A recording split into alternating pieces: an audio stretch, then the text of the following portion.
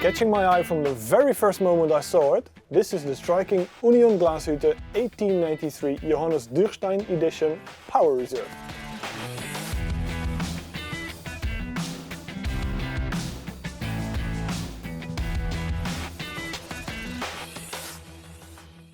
Welcome back to the Monochrome channel. My name is Robin and today I will be taking you through everything you need to know on the Union Glashütte 1893 Johannes Dürrstein edition Power Reserve. I'll share some history on the brand before going over the design of the watch, run you through the specs, sharing my experience on the wrist and what I think of the watch in general, and of course, its price point.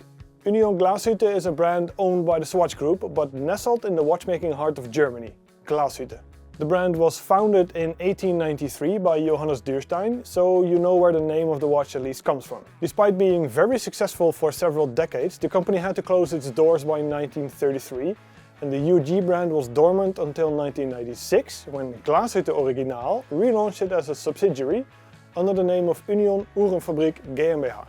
And benefiting from the vertical integration of Glashütte Original, a first Union Glashütte branded collection was introduced a year later. By the year 2000, both Glashütte Original and Union Glashütte were acquired by the Swatch Group and have been part of it ever since. Now, just over 130 years after its foundation, Union Glashütte holds a very interesting position within the group. That's enough background for now, I'll come back to it in a bit, but let's move to the watch at hand, as I'm sure you're dying to learn more. And I must admit, when I first stepped into the UG factory in Glashütte at the end of 2023, this particular watch immediately caught my eye.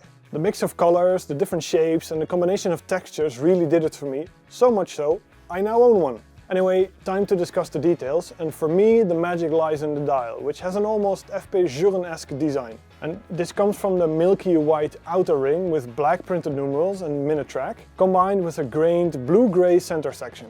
This ring integrates the small second subdial on the left and also makes way for the power reserve display between 4 and 5, which I just love. It's those kind of small details that always get me excited when it comes to watches. The blue-grey center section is also the perfect backdrop for the leaf-shaped blued hands, and the watch has plenty of contrast, is very legible during the day, yet could use a touch of lume here or there for nighttime legibility. The case measures 41mm across and 12mm from top to bottom and has a brushed and polished finish. The sloped bezel on top gives it a refined touch, and the slightly domed sapphire crystal has a double-sided anti-reflective coating.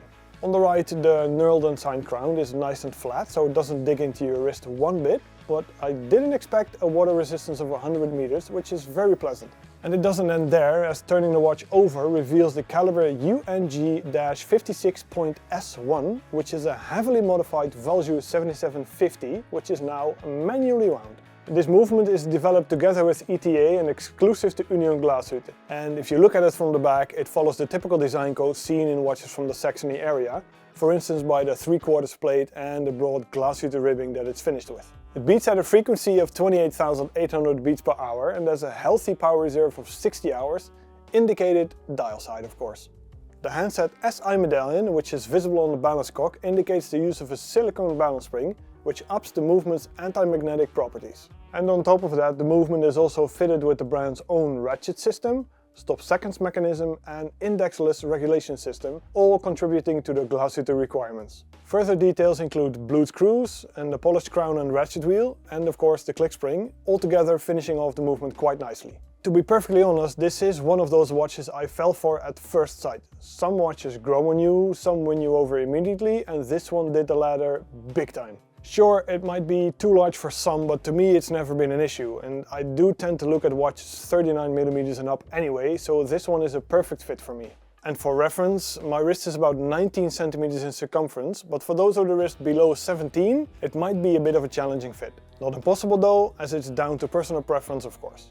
Overall, the fit and finish is very good and the design ticks a lot of boxes for sure. It feels very snug on the wrist, although at first I was a bit apprehensive of the rather stiff calfskin leather strap. The preformed strap is also embossed with an alligator pattern and comes with a steel folding clasp.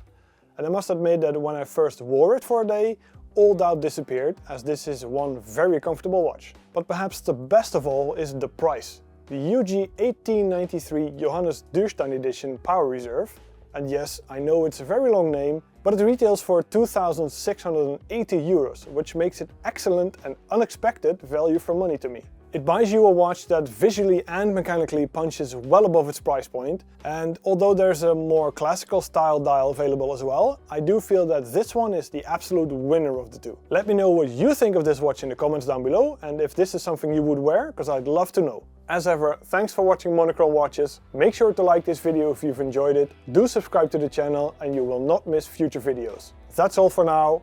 Thanks again, and I'll see you in the next one.